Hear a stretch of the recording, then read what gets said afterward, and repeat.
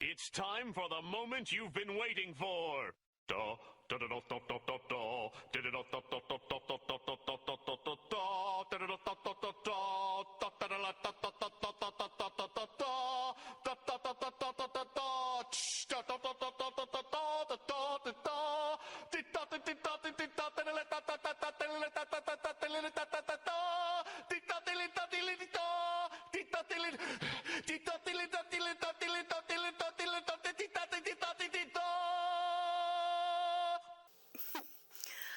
Hi.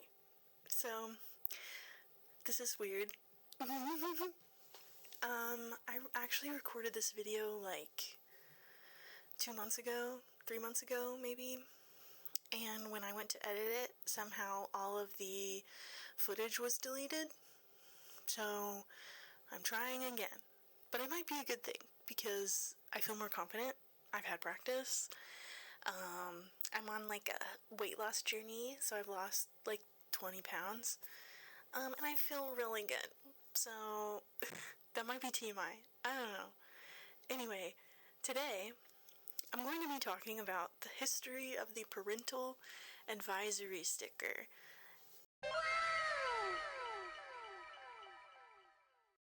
My name's Vanessa, and I love music history and pop culture history, and I hope you enjoy this video.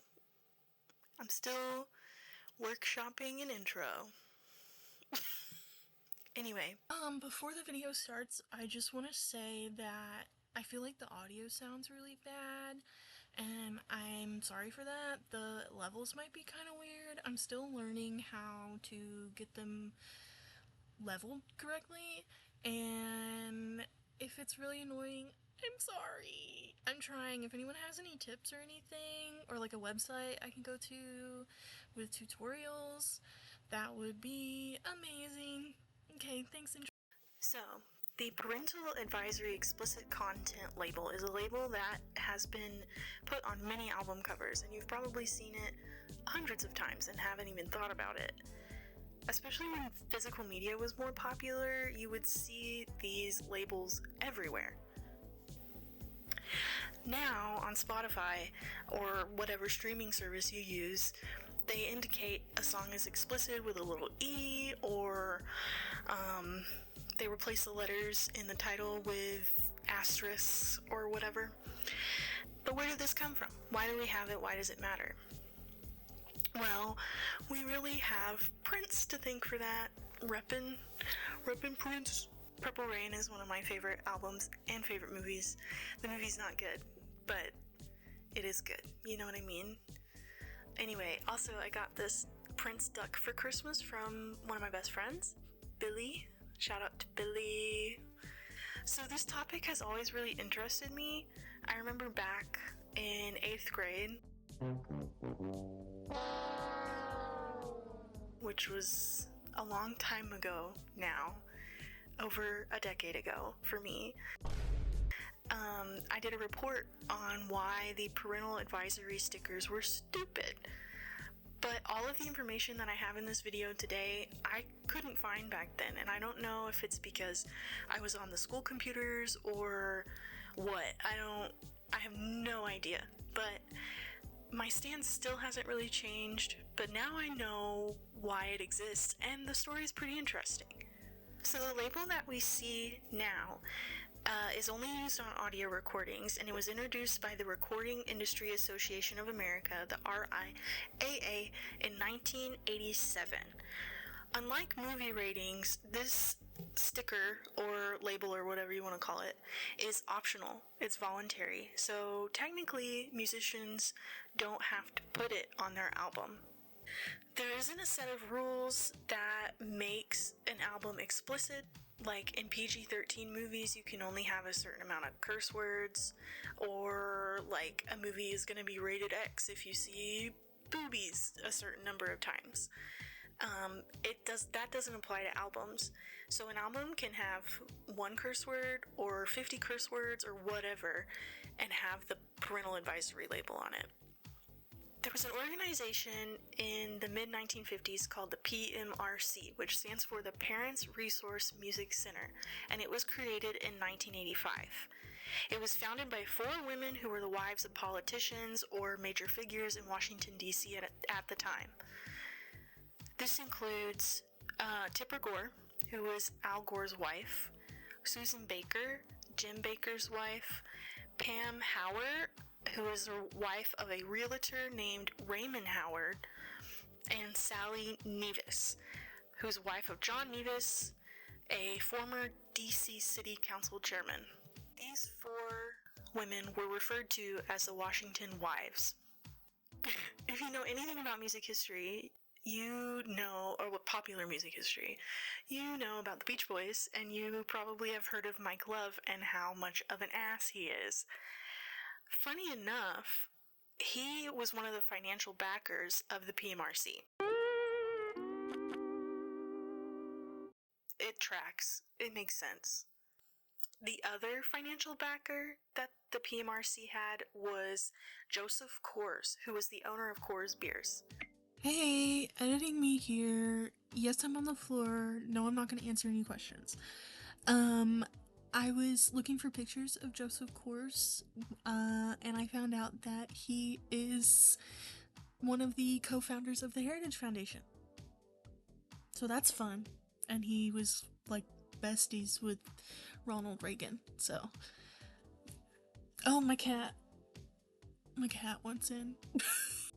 Which is ironic, because they were trying to get alcohol and drugs and everything out of music, out of the hands of children. All of this started because of Prince. We have Prince to thank for many things, and to add to this list of many things, we can add the parental advisory sticker.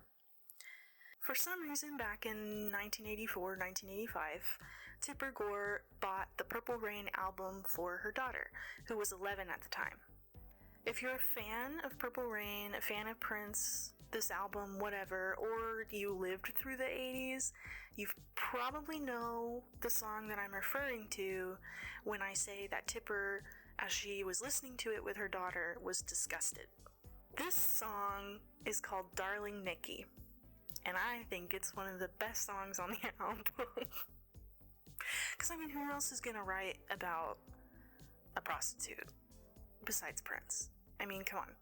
As Tipper Gore was listening with her daughter, she was appalled by the lyrics, talking about a girl masturbating in a hotel lobby with a magazine. She said that the lyrics embarrassed her and her 11-year-old daughter, but she also said that her 11-year-old daughter was the one that came up and asked her about masturbation. She wanted to know what it meant, so she had no idea. I didn't know what it was at the time. When I was 11, an 11-year-old girl is still playing with dolls. At least I was. I don't know, maybe I was weird. So this song and this experience was the tipping point for the PMRC to form. The PMRC created a list of 15 songs that were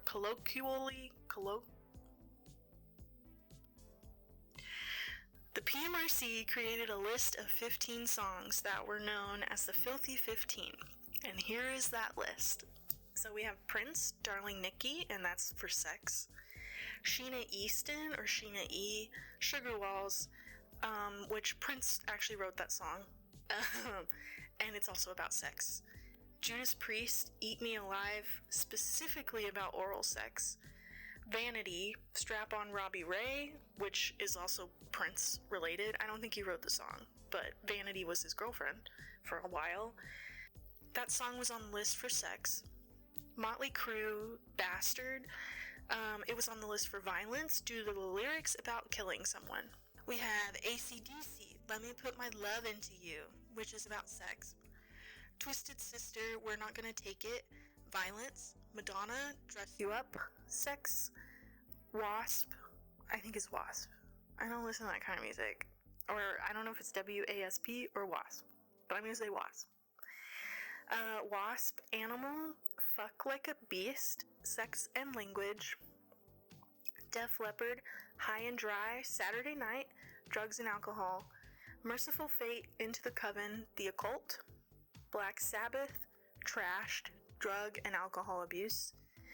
The Mary Jane Girls, In My House, Sex. That group was formed by Rick James, so that tracks too.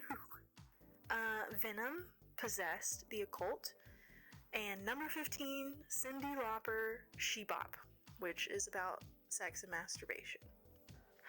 So the PMRC said that their goal was to educate parents on explicit music and said that they weren't trying to enforce censorship. Their goal was to show that being a responsible adult and a responsible parent was keeping these things away from kids, not, giving into their desires to listen to the popular music at the time. Originally, they wanted an actual rating system that they would use kind of like for films or video games, and this would have consisted of the letter O, and that would stand for occult, V for violence, D/A for drugs and alcohol, and X would stand for sex. In response to this, many record labels voluntarily started to include parental advisory labels to explicit music, but this, at the time, it was rejected by the RIAA. Ikumi. So there was a lot of back and forth between the record companies and the PMRC and musicians and everything, until eventually it was brought in front of the United States Senate, and the hearings were held on September 19th of 1985. And at these hearings, there were 3 musicians. Dee Snider of Twisted Sister. Frank Zappa was one of the musicians, which he was a very outspoken critic of censorship, and he was also very political, so that makes sense. The third person was John Denver. I don't really... When I first read that, I'm like, why John Denver? There were 2 sides. There was the supporting side, which were the people that wanted these labels. That included Senator Paula Hawkins, and she showed 3 record covers and a couple of music videos commenting on how times had changed since Elvis was on TV, which is so funny because Elvis was controversial back in the 50s. He was censored back in the 50s because of his dance moves, so her logic doesn't make any sense.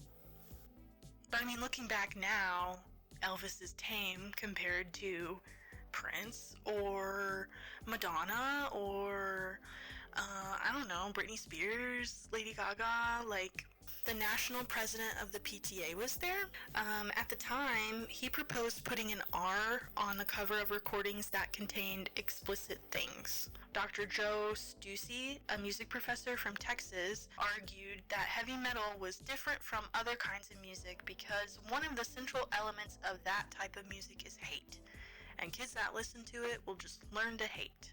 The other side, the opposing side, were the people that didn't want the sticker. That was Frank Zappa. He basically called the PMRC stupid. Frank Zappa said that putting one of these stickers on these album covers was like treating dandruff by decapitation. And he's also quoted as saying that no one is forcing Mrs. Gore to bring Prince and Sheila E. into their home, and that's a good point too. This music, it wasn't made for one specific person. It was made for everybody, the people that enjoy it, and she didn't have to get it. Zappa also brought up that he thought that these hearings might be a distraction for the H.R. 2911 bill. This bill kind of goes over my head. I don't really get law, but I get what he's saying. This bill, the H.R. 2911 bill, was a proposed blank tape tax. So it was adding taxes onto blank tapes. So basically that would mean that anytime an artist bought a tape to record on, they would be paying extra taxes, I think. I could be totally and completely wrong. John Denver said that these types of labels were censorship, and he expressed that censors can misinterpret music. And this brings up the point of his song Rocky Mountain High. That song, many people believed it to be about getting high, but really it was about seeing the beauty of the Rocky Mountains and just feeling so great and so in awe that you feel high, like you get this sort of high feeling from seeing these beautiful things. I get it, like when you listen to really good music, you get the chills sometimes. I see that as kind of the same thing. So music is up to interpretation. So not everyone is going to think that each song means the same thing, except for Darling Nikki. That's spelled out really well. The last person to testify against the labels was Dee Snider. He also mentioned interpretation. One of the songs that was included on the list, or at least that was mentioned, was specifically inspired by a bandmate's surgery. And I know the song talked about cutting someone open and being scared, and the PMRC translated that into they're being murdered and killed and it's violent, but really it was written about the experience of going into surgery. So it's just music is open to interpretation, just like any art. Eventually, they came to an agreement, and the black and white parental advisory label that we know today was born. Apparently, while all of this was going on, stores like Walmart and Sam's Club announced that they wouldn't sell music with this label, but a lot of people didn't think it would matter because at the time, there were record stores all over the place and you could get albums basically anywhere. So you could go to, your mom and pop record store down the street and get Prince's Purple Rain, and you wouldn't even have to worry about going to Walmart.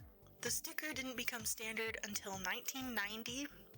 This was when the standard black and white sticker was introduced. It was to be placed in the bottom right corner of any physical release, and apparently the first album to have the sticker was banned in the USA by Two Live Crew. And you can see this one's a vintage. This one and this one, these two are vintage copies. This one's a new copy, which this one doesn't have, the Purple Rain doesn't have a parental advisory sticker on it. These two are vintage, and they don't have the sticker on them. And I guess that's because they were made before the sticker came out? I don't know. So, are these stickers and labels effective? Probably not. A lot of the musicians that were included in the list have been interviewed either back then or now, and a lot of them have said that it probably doesn't matter. Vince Neil of Motley Crue said that once you put that sticker on an album, it's going to make kids want it more. I think that there's truth in that because kids are curious. You see something that you don't, and not just kids, anybody. You see something that you're not supposed to look at or listen to, you're going to want to do it. You're going to want to listen to it or look at it. A lot of the other musicians that were on the list just kind of laughed it off. Some people didn't address it. I don't think Prince ever addressed it. I did find that Vanity was regretful of it. She quit show business in the 90s after having a dream that Jesus came to her and said that if she wouldn't stop being the Vanity persona, then she wouldn't get into heaven. In 2016, before she passed away, Vanity said that she regretted being young and irresponsible and that finding Jesus Christ set her free. So she was one of the only ones that I could find that was really regretful. Prince became a devout Jehovah's Witness, and it is said that he did tone down the songs that he would perform at his concerts as he got older. Blackie Lawless of the band Wasp also became a born-again Christian, so he had some regrets too. In some research that was done by the RIAA, it was found that kids ultimately don't pay attention to the lyrics in a song. They mainly pay attention to the rhythm and the beat and the melody. And most albums that have these stickers or have been flagged as having explicit content have edited versions now, so it doesn't really matter. And I think that there's truth in that. Being an adult now and listening to songs that I used to love, like I used to love TLC, and listening to Creep, I think. Why was I allowed to listen to that? But I didn't know what the lyrics meant. All I cared about was the music. I don't think that these labels do what the PMRC thinks that they were going to do. When I was a kid, which I was born in 98, so I grew up in the early 2000s and the 2010s. And back then we had people like Kesha and Lady Gaga, and they were very provocative. I remember when Lady Gaga wore her meat dress to the VMAs. I listened to a ton of that kind of music when I was younger. Like I mentioned TLC, Kesha, some of her songs are pretty dirty, from back then anyway. I haven't really listened to her new stuff. I should though. Bitch. My fucking cat. I had no idea what these songs were saying until it clicked when I was an adult. And I know that there are kids out there that were like me, that were completely naive and innocent until they turned like 23. I was so dumb. Honestly, reading about this, I highly doubt that Tipper Gore's daughter knew what Prince was talking about. If and when her daughter listened to Darling Nikki when she was younger, she probably didn't care. She, honestly, you know what? She probably didn't even like the song. Just speaking from, I love the song, okay, but thinking about myself as an 11-year-old, I probably wouldn't have vibed with it, because it's kind of slow, you know, I don't know, sensual. When you're 11, you don't, I was playing with dolls. Honestly, I think that this was done more for political reasons, especially the political climate back in the 80s, with Reagan as president. He was very conservative, so there were a lot more, it was more of a push towards these conservative values, and I think that's really what it stems from. And I mean, honestly, it was kind of a matter of time anyway, because we had film ratings. Now we have video game ratings. I don't know if they rated video games back then when they first came out. And TV, we have TV ratings too, which I think that those have been around for a while. They were probably around in the 80s. Purple Rain was rated R. I don't understand, like, why Tipper would buy the whole album, especially with who she is and what she stood for. Like, just get the single, girl. Here are a couple other things that I forgot to mention earlier from the Senate hearings. So at Dee Snider's Senate hearing, he said that he was raised Christian and he adheres to those principles. He doesn't smoke or drink. He doesn't do drugs. He calls Tipper out for misquoting his song terribly, and the song that he was talking about, Under the Blade, is the song about the band member that got surgery. But Tipper interpreted it as violence, when really it was just fear of, you know, doctors and hospitals and whatever.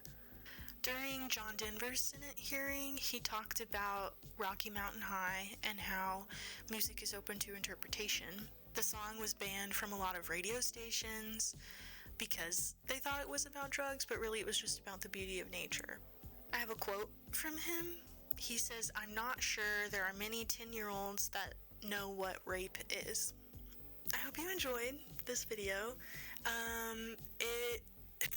It's really annoying to have to, this is actually like the third time that I've done it, because the first time I wasn't recording, second time I accidentally deleted all the videos, and now this is time number 3. So if this doesn't work, I'm not doing it again. I have a lot more videos to come. I'm working on scripts. I have been having issues with my microphone, so I really hope that the volume is under control, and I'm learning. Please be patient with me. I really enjoy doing the research and talking about these things. If you have any ideas, please let me know in the comments, and don't forget to subscribe because it's free. That's what everyone else says, so I'm gonna steal that. And my cat is trying to get out, so that's my cue to stop. Thank you so much. Okay, bye.